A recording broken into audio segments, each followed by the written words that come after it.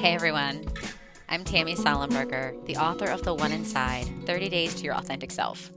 This podcast is for anyone curious about who they are, the different parts of themselves, and for those who want to connect with their true self. Welcome. I'm so glad you're here.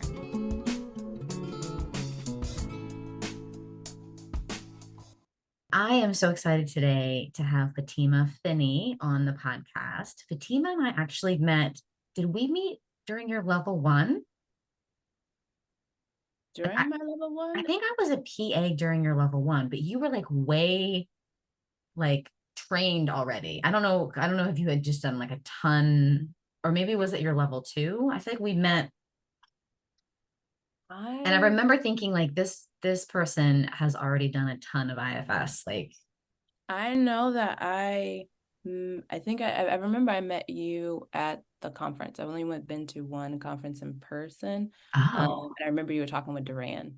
oh, It I was don't like a remember very that. brief, like, hello. And it was like parts of me are just like, oh my gosh, that's the podcast, Tammy. Like, and I was just like, hi. And that was it. So that's what this stands out to me of like meeting you is at the conference. I love that. I didn't realize that. That's so funny. I love that. Yeah. Yeah. So you wrote a chapter in the Altogether Us book. Tell me the title and tell us the title of your chapter. Yeah, it's embodying IFS with Black clients. So it's a part of this book, as you know, has just so much in it. And so my chapter is a part of the section of the book that's intentional about intersectionality. And so there's a number of chapters focused on working with folks from particular lived experiences. And mine is about working with Black clients. I love it.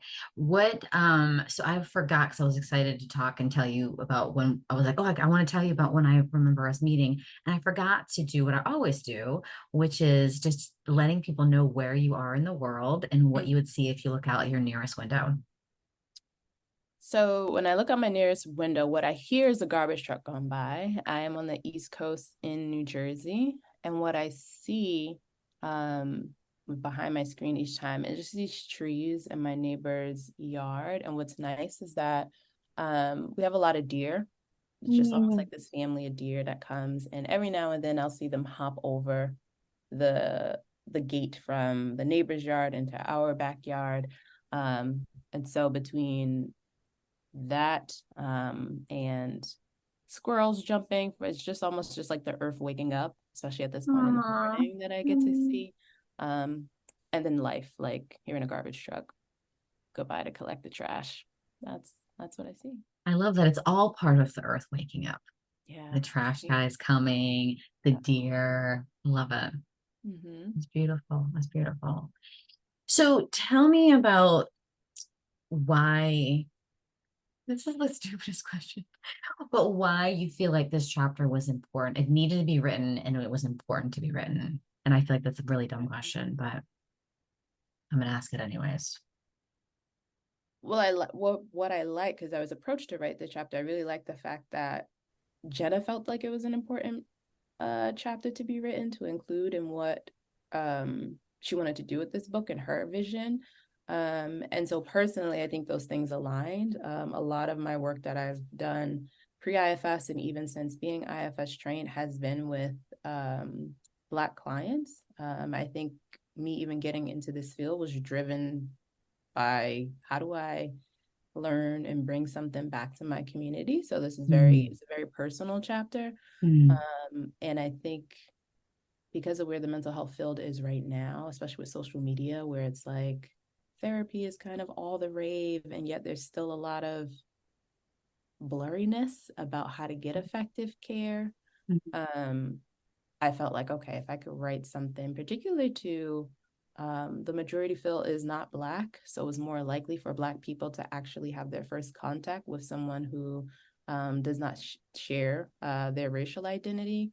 I was really driven to say, what are the things that come to mind of like, okay, if people just can read this, how can it set them up to build a relationship in the unique experience with the client, but to not hopefully to avoid some of the pitfalls that tend to happen, certainly with cross racial treatment.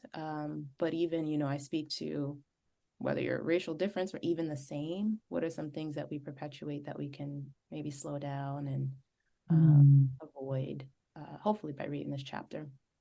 Yeah, I love that. How would it feel to share some of those pitfalls that you do see and that you that's good for all of us to learn about?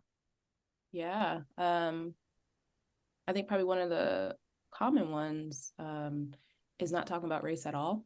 I think as folks who are racialized as Black, it's been put so central to living our experience that when you come into a space and it's not named, or the container isn't set that you can talk about these experiences here, particularly if your therapist is racially different, that says a lot. And when I think about what a therapy space can be to someone, oftentimes it needs to be a place where they can speak about it all in the way that they need to not feel like you can speak about something that's essential or essential part of your identity, I think is a huge barrier to effective care. So I would want folks to think about what comes up, what parts come up when you even think about bringing race, and even sort of that notion actually. I would slow that down because sometimes it does feel like, oh, I have to bring this thing in the room when actually it's there, right? It's already there. And so just noticing how often do people talk about race in their sessions with clients, and particularly with Black clients. So that's a big pitfall that I think about. There's a lot of avoidance around race. And then there's a lot of projection of what people think a person's racial experience is versus creating space to ask them, let them tell you versus assuming. Yeah, I think that one is like the biggest pitfall. And then I think also too, collaboration and how to actually have shared power in the therapy relationship. One of the things that I love about IFS is that it is, I feel like IFS, when I first learned it, it was kind of like, oh, okay, this doesn't require a power trip or like an expertise trip with working with people. It was just like, I can be with what is, you can let me know about your experience, but I don't have to like do anything to you. And so I think sometimes people can do a lot of harm when they feel like they need to do something to somebody, or particularly save Black people. So that would be another pitfall. And even just pity.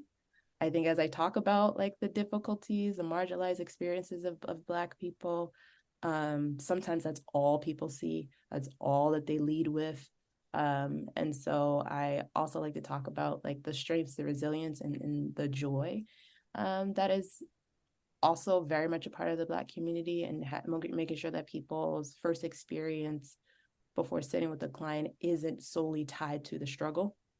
And if it is, how to make sure they're doing work outside of the session to have a more balanced understanding and connection to Black experiences that are way more complex and nuanced than just the struggle. Yeah, that's beautiful. So two things come up for me. One is, and again, this is, it doesn't need to be said and needs to be said all the time, that we need to be working with our own parts. So my parts that make assumptions, my parts that tell me a story, my parts that feel afraid to ask sort of what's in the room, or sort of speak for what's in the room. Yeah. And then I noticed parts that will get, as you're talking, I was thinking about imagining myself, being a therapist with a Black client, and thinking that like I have parts that probably would get like silly, just like all these parts that would come up. And so I really need to do a U-turn and look at my own parts that are sort of, I'm sort of imagining that, and sort of I'm just noticing, I'm almost listing like all these parts that I can imagine just coming up without me even doing a lot of insight, like all these parts that would just keep coming up. Yeah. And I think for us as therapists, to make sure we have appropriate places to work through those parts. Yeah. So we're not doing the work of our own parts while we're sitting with the Black clients, because that in itself could be another pitfall when people kind of lead with parts that are caretakers or parts that want to be seen as not racist. So they're doing a lot to kind of pull from their clients in ways that are inappropriate. So whether it's consultation or supervision or peer group, I think it's really important to acknowledge that those parts there, especially racist parts, like I'm sure there's people from all over who are listening to this, but in the context of the United States, it's like none of us lives here and gets out of here without the stain of racism somewhere inside.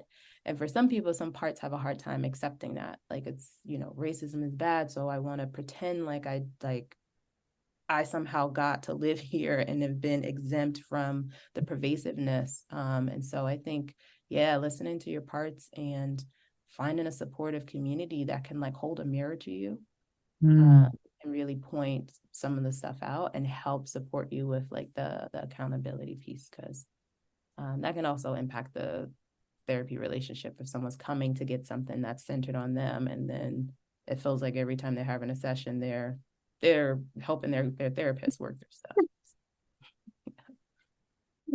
Right. I mean, I can recognize that too. And I remember I think it was a podcast with Duran. It was definitely with Duran. And I'm trying to remember if it was, I think it might have been with Duran and somebody else. And I don't remember because Duran's been on a couple of times. And I remember that part of me that came out that wanted to be like, I get it. Or I'm like, yeah, like, I don't know, this sort of like sweet / obnoxious part of me. And I remember Dran, who I adore, just kind of coming at me and being like, no. I was like, oh, like I didn't notice that. Like I really didn't notice that. Like I thought I was like, yeah, I don't know, just and I remember more her reaction and then me being like, oh yeah, I do that. Yeah. And what's coming up for me as I hear you say that is one, it always comes back to culture in some way, right? So like the cultural norm of needing to connect, like, and connection is about sameness. I get it, versus maybe I don't. And because your experience is different, it's still valid. Like we don't have to choose, we don't have to, get to this place where we have consensus. We both can kind of stand in our unique experiences and that be okay. But culturally, it's like sameness, like can we all kind of be in this? And then that's how we start to kind of tell lies to ourselves of like, I get something that I've never lived through or never experienced or any of that, versus I don't have a reference point for that. I could kind of, right? Because we can say, well, I know pain.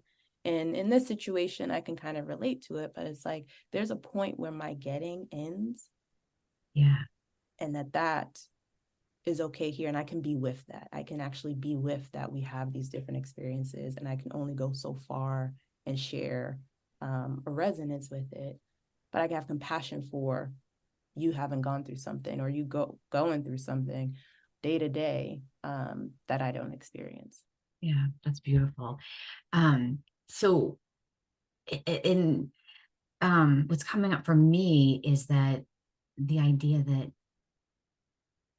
the connection happens when I hear your experience that I don't have a reference point to, but I'm curious and I'm open and I'm listening and I want to hear about your experience. And that connection actually comes that way too. But maybe it feels a little more vulnerable for me to not have that reference point, like to be that open to hear your experience that I don't know about. Maybe feels a little, it's kind of like the therapist, we like being the expert, right? I'm a therapist, I'm the expert. That feels really good. Like maybe that's the power position, right? I feel good, I'm the expert. But therapists just holding space and not knowing. And we said in level 1, kind of, handing the client has the flashlight. Like I don't have the flashlight, the client has a flashlight. So it's like you have the flashlight and you're telling me and showing me, explaining your experience, and I'm just open and listening, and sort of how that does feel a little bit different in my body. Yeah. And what I like about IFS too is, this notion of like, you can just ask. So rather than like needing to know or needing to know ahead of time or to show how much we know, how can we sit, especially with Black clients, and make space and lean into that curiosity, asking questions from a place of interest? Because oftentimes Black clients, Black people, who we are, our capacities have been written for us, right? We're heavily marketed as being filling your stereotype here. And so I think the power of a therapy session is that I'm going to give you the floor to tell your own story. And can I sit and be a witness to that, to be a listener, to be at your feet in this without needing to dominate it? And I think particularly with white people that work with those legacy burdens of dominance, needing to have power over in order to connect, is a lot where a lot of the real work has to happen, because we see that historically that is where so much legacy burdens around that. So much of how our culture is based on that dominance, like one has to win, competition, all of these different things, and thinking about how does that show up, even if I don't want it to, even if I wasn't even aware it was happening. How might this be showing up simply because this was the air I was breathing? Yeah. Simply because this is just what it means to live in the United States. Because once you can be aware of that, then you have more opportunity to shift it, to do something about it. But if it's still kind of like, no, that's not me. No, I don't do that, or I'm different. I think especially in these last, where are we now with COVID? 3 years with the murder of George Floyd, there's been a lot of like identity crisis for all of us to an extent, but certainly in my work as a consultant with white people, of like coming to terms with their whiteness, right? Like, oh, wait, what is this? Wait, what am I being associated with? And like having that traumatic response of like, I don't want any of that. I'm not like them. And so it's like, I want to show how I'm not like them, which is an agenda, from IFS, versus how do I just kind of be with? How do I have a self-led connection with clients? And it takes work. And I think IFS is an incredible tool to help people figure that out. And I think it also takes community and intentional communities too, because I think there's work that white people need to do in the presence of white people. So in that white affinity space, that's not in the presence of Black folks, as well as there's a point, I think, where there needs to be a coming together as well, so that we can all kind of stand up to the trick of racism to begin with. Like the whole racial construct was a parts-led agenda, right? Needing to be above someone and creating this thing that when we really slow down, it's like, this really doesn't make sense beyond the white versus Black. And there's a whole lot of people that just get left out in that. And so working with parts of like, ooh, but this has actually been good for me or been good for my family. So how do I subvert or dismantle something that has privileged me for the sake of somebody else, right? And that's really kind of, I think that's like soul work versus the heady cognitive, I got my master's so I know how to do this thing work. Like those are in two completely different fields. One, I think our self-like parts can have us do for a while, but they're going to get tired, versus when it's kind of tied to that self-energy, there's more sustainability and an opportunity for a different legacy. Beautiful. It's soul work. That's beautiful.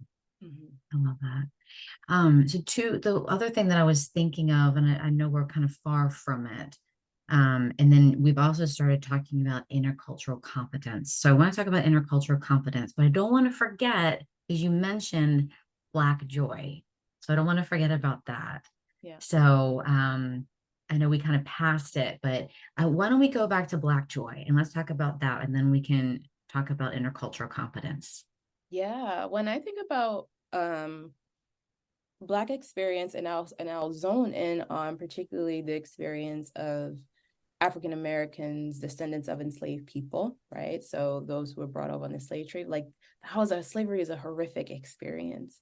And to have people whose ancestors, whose nervous systems, the generational passing down of things, it's almost like a miracle, I think, for my people to still be here and to still be dealing with systems that are keen on reinventing themselves to keep perpetuating the same kind of dehumanization. And so when I think about that, I'm just like, the amount of joy, like from the music, the dancing, the culture, the humor, like when I think about social media and how there'll be just these trends of things that's going on that represents Black joy to me, of like inside jokes, or even like the big thing I think in the last couple of weeks was like Beyonce went on tour, and people who went was really excited. Even people who didn't, like, I know this and I didn't go, but it was just like this whole kind of like communal experience, led by this Black woman that's like, everyone's doing all these trends. So things like that, where I'm just like, to even Black joy is like the audacity to still be up, to still show up and be human after such pervasive efforts to stamp us out. It like gives me hope. It excites me. It makes me want to dance. It makes me want to just like sing and do all the things that feel so organic. And even really lean into like the hope of who I get to be when I'm not burdened by what this society has told me I am supposed to be. Mm. And how seeing other folks demonstrate that is like a mirror of like, that too is within you. And so I think that Black joy has been essential, and I think it often still is forgotten, right? The story of struggle is pervasive, right? Black people are struggling, and those things are true. And so in the chapter, I wanted to name the truth of that, the truth of the struggle and the truth of the joy, and the importance of making sure that in our therapy spaces or our therapy Zooms, as most of us are virtual, that we're making space for that, right? We're really connecting. When I think, Black joy is very much deeply connected to self-energy as well. So Beautiful. It's coming up for me is the idea of legacy burden and legacy blessing. Yep. Heirlooms, all the good things that are there. Yeah, yeah. And again, like asking for the experience of both, or even noticing that, where when if someone just tells you about the joy, then talking about the struggle, or someone just tells you about the struggle, asking about the joy, or sort of holding space for that full experience. And making sure that we in ourselves believe that it exists, right? It's the same kind of idea with self, where people are like, oh, does it exist? Or maybe I have some clients that don't have. It's like, yeah, Right. and your Black clients, there is a wealth, there is an abundance of joy there as well. Even if they come in and they're talking about that and still holding that of like, okay, maybe not today, but me as a practitioner, I'm starting with a full belief that it's there. Yeah, like the hope, kind of the hope merchanting kind of thing. Like I'm holding that is true, that we can heal and unburden. Exactly. Yeah, beautiful. What about intercultural competence? Tell me about that. Yeah, so I'm a therapist and then I'm also a consultant, an intercultural competence consultant. And so in our field, we talk about like cultural humility, cultural competence. And so intercultural competence is in that vein. There's an assessment called the Intercultural Development Inventory, and I'm an administrative of that. And when I think about intercultural competence, and I mentioned some of it in the chapter as well, it's really looking at what's our capacity to engage difference in ways that are more successful in connecting versus engaging differences in ways that are more disconnecting, or polarizing, for example. And so we all have our dispositions, our beliefs about certain kinds of differences, right? So some people may be like, oh, I can talk about gender differences all the time, but I feel very silent on race. Or I can talk about, ableism, or I might stay silent on different things. And so I really like helping people almost like hold up a mirror. What are you noticing are things that feel easier to do versus things that give you pause, or oftentimes in my work gives you anxiety, right? Folks are like, I don't want to hurt people. I want to get it right. So there's angst around, I want to say the right thing. I want to do the right thing. I don't want to say the wrong thing. I don't want to mess things up. If I do make a mistake, I want to make sure that I repair it. So there's a whole lot of energy around what's the right thing. And again, cultural, right? Like needing to be right, needing to do all these different things, never making a mistake. Perfectionism shows up in all these ways. And so I think if someone builds their capacity for more intercultural competence, one way from an IFS lens is like, I think they have more relationship inside with their parts. And there's trust there for them to be able to make a decision about what's the best next thing. And people who are maybe have a less intercultural competence online, I think they also tend to probably have less relationship inside with what's going on with them, and probably are more parts led in their interactions, right? The ones that want to get it right or want to be perfect or any of those things. Yeah, that makes so much sense. And I'm thinking, like, when you were talking about, like, I was just my imagination is up today for some, which is great. But I was sort of imagining like being in a workshop with you and having you lead this workshop and then asking these like uncomfortable questions. And in my parts being like, I just like I just don't like, I'm like, I want to exile. Like I immediately felt like I want to exile any parts of me that feel uncomfortable. Yes. That was my immediate thought. Is like, I want to exile all that stuff. There's no pause. All is well. Let's just go eat cookies in the back room and chat. Like, so I just noticed that. And so then when you said, yeah, there's going to be less room for self energy and less, and I thought, yeah, because if I'm exiling these parts, then there is going to be like, because there's this energy around having to kind of, I'm using my hand and pushing away. There's sort of energy around having to kind of push something away. So there is going to be more parts driven stuff because there's more protection needed in my system. Yep, absolutely. And when you said like leading workshops, I was just like, oh, like it's actually been a while since I led a workshop, and I have parts of me that's just like, oh, I got to get back into this. And I'm like, spring 2024, I'll get back into doing some of the workshops. But it's funny because in my little imagination head today, I'm like, that's what I'm seeing you do. I'm like, yep, you're leading workshops. That's what's happening.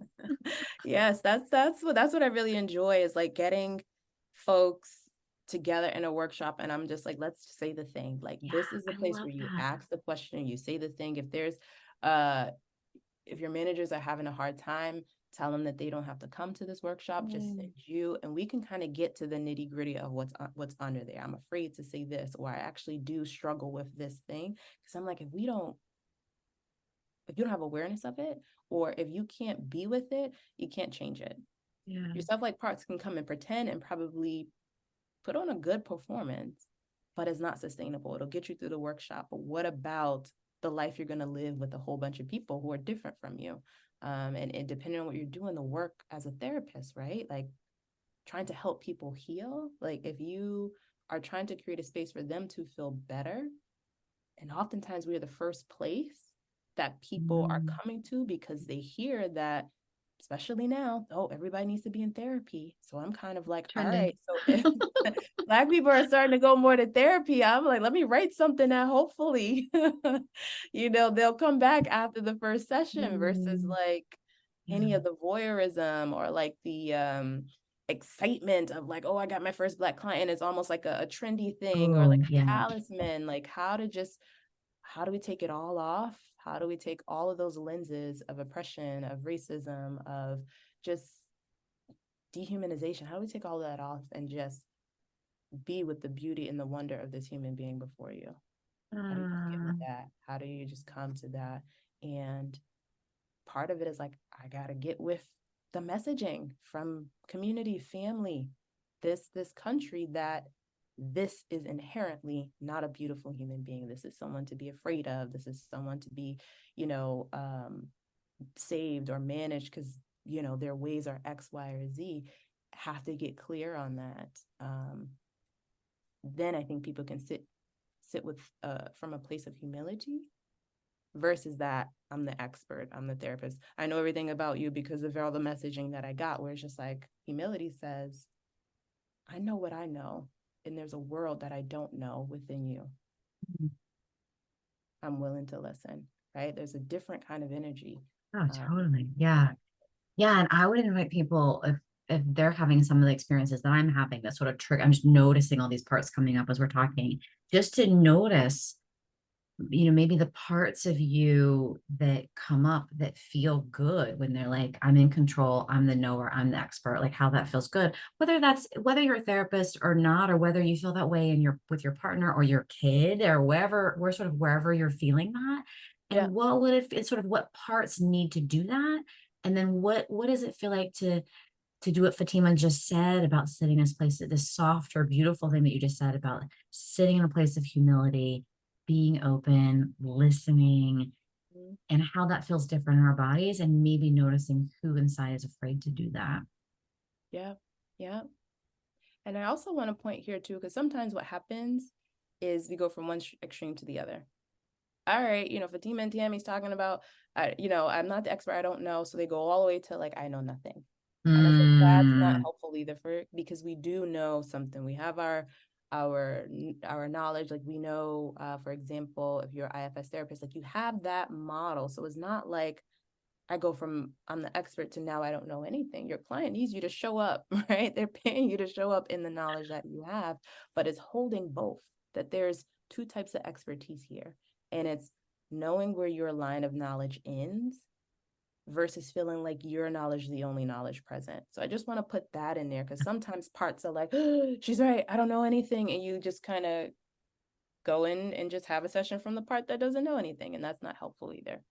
That's beautiful. And then I think then that client who is coming in for help then has to like take care of you, or has to direct the session, or feels like there's no boundaries or no direction in this, there's no guidance in this session, and that doesn't feel good for anybody. Yeah, absolutely. Yeah, I love that. Let's talk about leadership development. Yeah, so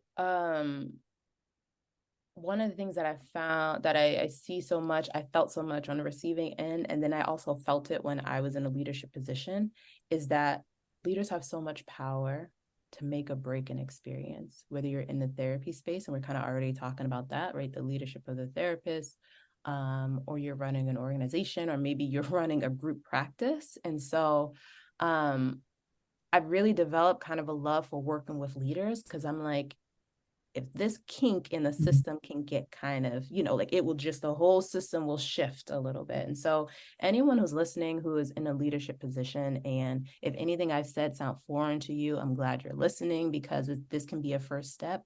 There's so much power that you have. And if you're only thinking about power in terms of coercion and forcing people to do something, then you miss the point of your power. Like being a leader and being able to develop skills like intercultural competence, or even just this access to self-energy. Can you have compassion for people who are in your charge? Can you get curious about them, right? Who they are as people versus professionals or whatever their title is. Really kind of thinking about what type of leader am I? What type of leader did I think I would be if I ever got leadership? And how am I measuring up with that? Because it may be a matter of a skills gap. All right, I need to get some other skills. Like the team is talking about this stuff. And maybe I'm noticing that, oh, my leadership has been very parts led, right? The one that wants to, get it right in leadership and have everyone like me, right? And what might that more self-led leadership look like for you with your clients, with the therapists under you, or whatever your work capacity is, and even non-work, right? If you're leaders in your family, if you're the parents, if you are having people that you have influence over, I think that there's a crisis in leadership in a lot of ways. And we see and we know a lot of behaviors that have been very much disconnected from that soul work that I talked about earlier. And just want to invite us to kind of reimagine that, right? Like, what are the burdens that leads to that type of leadership, and how can we get free from that? And then leaders on the call, just really thinking about and getting some feedback. Like times when I got there's what my system thinks of me and it wants me to be, but really taking that risk to get feedback from people who are around you, it's a game changer. Because sometimes some parts are accurate, sometimes they're wildly inaccurate. And either way, ones that think, oh, I'm superb, or ones that think that I'm terrible, I'm trash. Like it just can kind of give perspective outside of yourself to really take that in. So if you're even noticing, as I say, like, oh, evaluation or even feedback is a heavy word, all of that is information that I invite myself as I'm saying it, and you, Tammy, and anyone listening to just get curious about those trailheads of like, ooh, do I avoid feedback? Do I just decide, hey, if no one's saying anything, it must be great, because silence doesn't always mean that, I promise.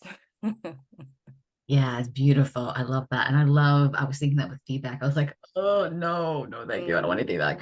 So yeah, so I was noticing that part. And I love what you just said about like that's all information, right? And especially as leaders, leaders have more of an, I don't want to say this word, but like obligation, like whether you're leading a company or leading a family or leading whatever, wherever you're leading, like there is more of an obligation. And then I think there's more potentially like protectors that will come in, right? That I'm like, this is how I have to lead. This is what, so I think that makes a lot of sense. And I love the idea of feedback as information, because then that feels softer. Something relaxes in my system around that. Like, okay, so if I'm looking at myself as a leader and I'm asking questions and I'm being curious about what it's like to be led under me, right? Like what is it like to be under me? And then and then using that as information, because you're right, it's just it's it's like sitting with being a white therapist sitting with a black client. I am actually, if I'm in this leader position, which I'm just using quotes, if I'm in this leader position, then there's going to be things I don't see about myself. There's going to be parts of me that I'm not aware of. I think that's true for us. Yeah. As a human race, actually, like, is it like, you know what I mean? I think we all have parts where, but I like that as I love that. And even that feedback piece as a therapist, like I know when I was in community mental health, they used to do like client calls or client surveys to see, you know, what is the client thinking about the work with you. And I think, you know, for folks who are in private practice, having that system in place as well, whether it is, you know, anonymous, you send out a survey, but even just in the room, like, hey, we've been working together for, you know, about 3 months now. I just want to check in to see, how is this, right? My hand is moving towards me and Tammy. How has this been going? What has felt really good? And maybe what are some things that you wish were different? Because sometimes it's like, I don't want to, it feels good to me, so it must feel good to my client. So why do we even got to get into that conversation? But it's like just asking and noticing what comes up in you at the thought of asking that to Black clients. But even if all the clients that you're working with, like that's really useful information. And right, the idea that like, yeah, I could ask that to my white clients, but when I think, which also gives me pause, I don't want to do it. But then if I think about asking it to my Black clients, I might have a different reaction to that, right? Like I might, there might be something, and I think there would be, as I'm imagining it. Like I'm imagining that actually feels a little more scary or a little bit more intimidating. Yeah. And that's information. It's all information. I love it. I love it. Do you feel like we have time to talk about collective healing and group healing? It's a big topic, but at least what I want to say about it is that none of what we're talking about really is going to happen just with one group doing one thing, right? Like collective heat, like we are all here. Sometimes I say, you know, Mars isn't open yet.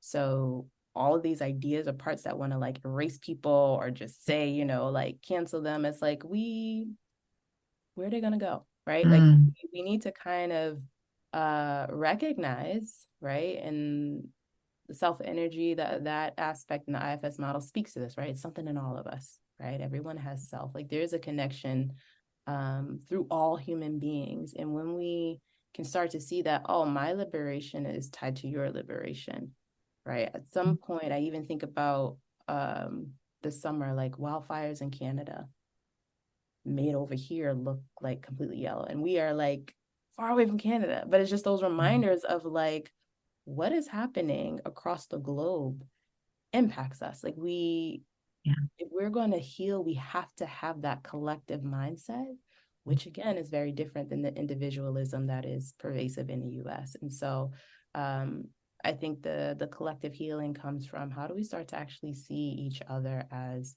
the reflections, the mirrors of each other, that all of these systems have really distorted our vision in that way, right? So if we say that our self is always here, something that's always within us, the capacity to look at each other across difference with that same type of humility, love, and appreciation is in there. But there's a lot that is on top of all of that, and we have to be mindful of it. So I think I'll leave it at that. Yeah, it's beautiful, beautiful. Is there anything else you want? That was beautiful, Fatima. Wow. I'm just feeling all the happy feels inside, just sort of like, Oh, sweet. that's how I know. I'm just like, oh, it feels good. That's what it feels like. It's like, oh, that feels really good. Is there anything else you want to say? Is there anything else you feel like you want listeners to know, or anything else you want to say before I ask you the last question? Get the book All Together Us. If you are an IFS enthusiast, trainer, like this book is so rich. There's so much in here that I think is beneficial for anyone interested in IFS to have. I think hopefully if you were taking notes as we speak, or if you listen back to this, notice those parts of activation, because there's so much information there, or even notice the ones that try to keep you from the activation that come up. And we're very quick to put a lid on it, because whatever you do and however you're doing it, you want to do it from a place with more awareness versus, parts that are also still well-intentioned, but they don't have as many resources or skills as you are able to access when you are calmer, more connected, have more compassion, and continue to keep learning. Lifelong learning over here. I love that. How can people get in touch with you, find out about when you start doing workshops in the spring of 2024? Yes, let's pray for that. They can contact me. I'm on LinkedIn, Fatimah FInney. I'm on social media. I'm on Instagram, Fatimah FInney LMHC. And they can contact me on my email, which is fatima.lmhc@gmail.com, because that's the one I'm on more regularly than the other ones, but I do drop in on social media every now and then. So Perfect. Do you have a website? Oh yeah, I have a website, healingdifferently.com. Good call. Perfectly. I'm like, well, check out your website before you start emailing her. It's part of me that wants to have like boundaries for you. I'm like, don't email. Yeah. I remember one guest was like, I'm just going to give him my phone number. I was like, don't give your phone number. Oh. No, what are you doing?